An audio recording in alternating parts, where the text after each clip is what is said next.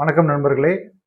சின்ஷூர் கற்க கசடற இந்த சீரியல் மூலமா ஒவ்வொரு வாரமும் ஒவ்வொரு கிளைமை பற்றிய இன்சூரன்ஸ் பார்த்துட்டு இருக்கோம். இந்த வாரம் நம்ம பார்க்கறது என்னன்னு பார்த்தீங்க அப்படின்னா, நான் டிஸ்க்ளோசர் ஆஃப் மெட்டீரியல் ஃபேக்ட். அதாவது ஏற்கனவே இருக்கிற உங்க உடல்நிலையை பற்றி உங்களுடைய ப்ரொபோசல் ஃபார்ம்ல சொல்ல மறந்ததுனால, அது ட்ரீட்மெண்ட் எடுக்கிற டாக்டர் மூலமாவோ அல்லது ஃபீல்டு வரக்கூடிய இன்சூரன்ஸ் பர்சன் மூலமாவோ இன்சூரன்ஸ் கம்பெனிக்கு தெரிஞ்சு அதனால கிளைம் வச்சுட்டு ஆகுது இல்லைங்களா? அதை பற்றி தான் பேச போகிறோம். ஃபர்ஸ்ட் பார்க்கறது உங்களுடைய செல்ஃப் மிஸ்டேக்ஸ்.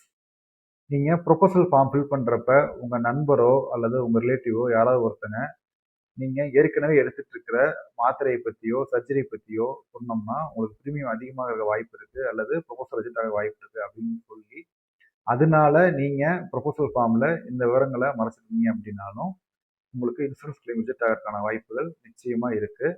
ஏன்னா நான் டிஸ்க்ளோசர் ஆஃப் மெட்டல் ஃபேக்ட் அப்படிங்கிறது இந்திய கான்ட்ராக்ட் ஆக்டோட முக்கியமான சரத்து. அதாவது உங்களுக்கு தெரிஞ்ச உண்மையை நீங்கள் டிஸ்க்ளோஸ் பண்ணல அப்படின்னா அந்த கான்ட்ராக்டே இன்வேலிட் அப்படிங்கிற அர்த்தத்தில் அவங்க என்ன பண்ணுவாங்கன்னா இன்சூரன்ஸ் கிளைமை ரிஜெக்ட் பண்ணுறதுக்கான வாய்ப்பு இருக்கும்.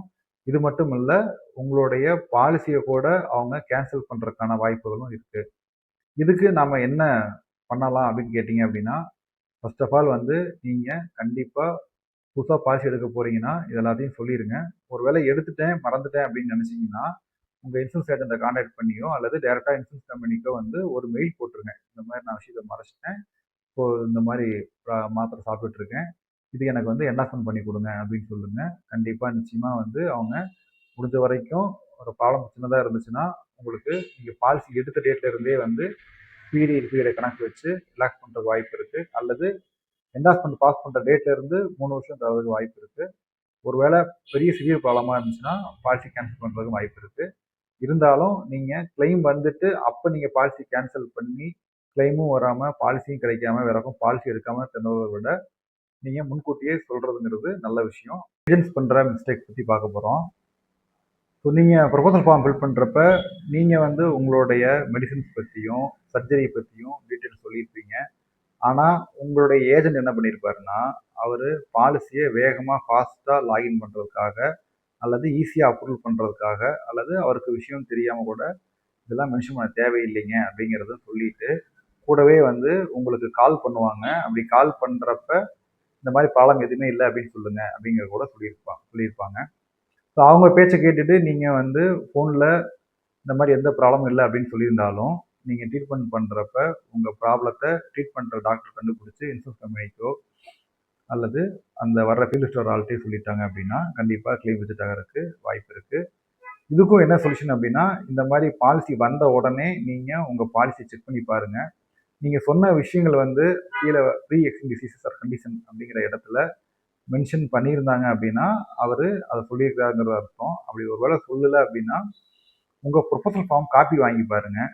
அதில் அது மென்ஷன் பண்ணியிருக்கா டிக் பண்ணியிருக்கா அப்படிங்கிறத பாருங்கள். அப்படி இல்லை உங்களுக்கு கால் வந்தப்போ இதை நீங்கள் சொல்லிடுங்க. ஒரு வேளை பாலிசி வந்ததுக்கப்புறம் கூட உங்களுக்கு கால் வரலாம். அப்படி வந்துச்சுன்னா நீங்கள் மாத்திரை சாப்பிட்ற விஷயத்தையோ அல்லது சர்ஜரி பண்ணுற விஷயத்தையோ அவங்ககிட்ட ஃப்ராங்காக சொல்லிடுங்க. இந்த கால் ரெக்கார்ட் ஆகிடும். அப்படிங்கிறப்ப உங்களுக்கு ஒரு வேளை ஏஜென்ட் சொல்லாமல் விட்டுருந்தாலும் அந்த இன்சூரன்ஸ் கம்பெனிக்காரங்க இதை பதிவு பண்ணிவிட்டு உங்களுக்கு அதுக்கான இன்வெஸ்ட்மெண்ட் பண்ணி கொடுப்பாங்க. ஸோ இதை பண்ணாமல் விட்டுட்டீங்க அப்படின்னா கண்டிப்பாக ஏஜெண்ட்டை யாரும் ப்ளேம் பண்ண மாட்டாங்க. ஏன்னா நீங்கள் ஃபோனில் கேட்குறப்ப இந்த ப்ராப்ளம் எது இல்லைன்னு சொன்னதுனால நீங்கள் தான் இதுக்கு பொறுப்பாவீங்க.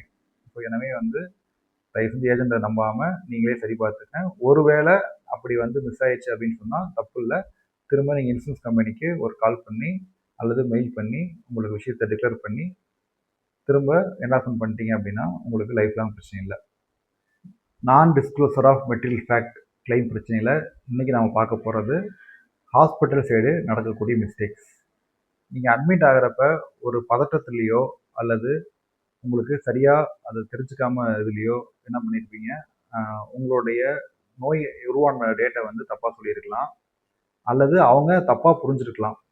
மேபி இருக்கக்கூடிய நர்ஸ் ஆகட்டும் அல்லது வேறு ஸ்டாஃப் ஆகட்டும் அதை டைப் பண்ணுறப்ப டைப்பிங் எரராக கூட மாறி இருக்கலாம். அல்லது நீங்கள் சொன்ன வார்த்தைகளை அவங்க தப்பாக கூட புரிஞ்சிருக்கலாம்.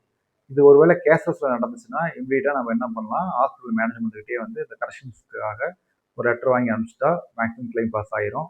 ஒருவேளை ரீஎம்பர்ஸ்மெண்ட்டில் நடந்துச்சு அப்படின்னு சொன்னால் அப்பயும் கவலைப்பட தேவையில்லை, ஹாஸ்பிட்டலில் லெட்டர் வாங்கி அனுப்பலாம். பட் இது கொஞ்சம் காம்ப்ளிகேஷன்ஸாக இருக்கும். என்ன காரணம் அப்படின்னா இன்சூரன்ஸ் கம்பெனிக்கு நம்பிக்கை வராது. அதுக்கான ப்ரூஃப்ஸ் நீங்கள் வச்சுருந்தீங்க அப்படின்னா, உதாரணத்துக்கு எனக்கு வந்து சுகர் வந்து 2 இயர்ஸ் முன்னாடி தான் வந்துச்சு. அதுக்கான டாக்டர் கன்சல்டேஷன் ஃபீஸ் நான் பார்த்துருக்கேன். லேப் ரிப்போர்ட் வச்சிருக்கேன். பட் ஆனா வந்து ஹாஸ்பிட்டல்ல வந்து தப்பா புரிஞ்சுகிட்டு எனக்கு 2 இயர்ஸ்க்கு பதிலா வந்து 12 இயர்ஸ்ன்னு போட்டாங்க. அப்படிங்கிறத நம்ம ப்ரூவ் பண்ண முடிஞ்சதுன்னா ரொம்ப ஈஸியா இருக்கும். ஸோ இதுக்கான எவிடன்ஸ் இருந்துச்சுன்னா இத கிளியர் பண்ண முடியும். நான் டிஸ்க்ளோசர் ஆஃப் மெட்டீரியல் ஃபேக்ட் இதுல இன்னைக்கு பார்க்க வேண்டிய விஷயம் என்னன்னு பார்த்தீங்கன்னா, அட்டெண்டர்ஸ் பண்ணக்கூடிய மிஸ்டேக்ஸ். இப்ப ஹாஸ்பிட்டல்ல நம்ம போய் அட்மிட் ஆயிருப்போம். நம்ம கூட வந்து நம்ம ஒய்ஃபோ, நம்ம குழந்தைங்களோ, இல்ல நம்மளுடைய நண்பர்களோ, அல்லது நம்ம ரிலேட்டிவ்ஸோ வந்து கூட இருந்திருப்பாங்க. ஸோ அவங்க கிட்ட வந்து நாம பேச முடியாத சூழ்நிலையில, இந்த ப்ராப்ளம் வந்து சாருக்கு எத்தன நாளா இருக்கு அப்படின்னு கேட்பாங்க. அப்ப அவங்களுக்கு தெரிஞ்சத வச்சு அவர் 10 வருஷமா சாப்பிட்டுருக்காரு, 5 வருஷமா சாப்பிட்டுருக்காரு, தெரியல முன்னயே கால் வலிலாம் இருக்குன்னு சொல்லியிருக்காரு. அந்த மாரி சொல்லியிருப்பாங்க. அத பேஸ் பண்ணி அந்த டைப் பண்றவங்க இந்த விஷயத்த போட்டிருப்பாங்க. பட் இது இன்சூரன்ஸ் கம்பெனிக்கு போறப்ப என்ன ஆகும் அப்படின்னா, இதுவும் வந்து நான் டிஸ்க்ளோசர் மெட்டீரியல் ஃபேக்ட் அப்படின்னு சொல்லி தான் வந்து ரிஜெக்ட் ஆகும். ஸோ இதுக்கும் பார்த்தீங்க அப்படின்னா, சொல்யூஷன் என்ன அப்படின்னா, நீங்க உங்களுடைய எவிடன்ஸ கரெக்ட்டா வச்சுக்கிறது தான் கரெக்ட்டானதா இருக்கும். உதாரணமா ஃபர்ஸ்ட் கன்சல்டேஷன் ரிப்போர்ட் அத நீங்க பெர்ஃபெக்ட்டா வச்சுக்கணும். இது பாசிட்டிவ் ஹிஸ்டரி எல்லாமே பெர்ஃபெக்ட்டா வச்சிருந்தீங்க அப்படின்னா, இத வந்து நம்ம வந்து கரெக்ட்டா ப்ராப்பரா கன்வே பண்ணி கிளைம் வாங்க முடியும். இந்த மாரி இன்சூரன்ஸ் சம்மந்தமான ஏதாவது டவுட் இருக்கு, கிளைம் சம்மந்தமா டவுட் இருக்கு அப்படின்னு சொன்னா, கீழ குடுத்திருக்க நம்பருக்கு சாட் பண்ணுங்க அல்லது கால் பண்ணுங்க. ஸோ நான் ராமன் இன்சூரன்ஸ் சர்வீஸ் கடந்த 1 வருஷத்துல கிட்டத்தட்ட 1000க்கும் மேலான கிளைம்கள வாங்கி குடுத்துட்டு இருக்கோம். உங்களுக்கு இத மாரி ஹெல்ப் தேவைப்பட்டுச்சுன்னா, எங்கள தாராளமா கான்டாக்ட் பண்ணலாம். Thank you.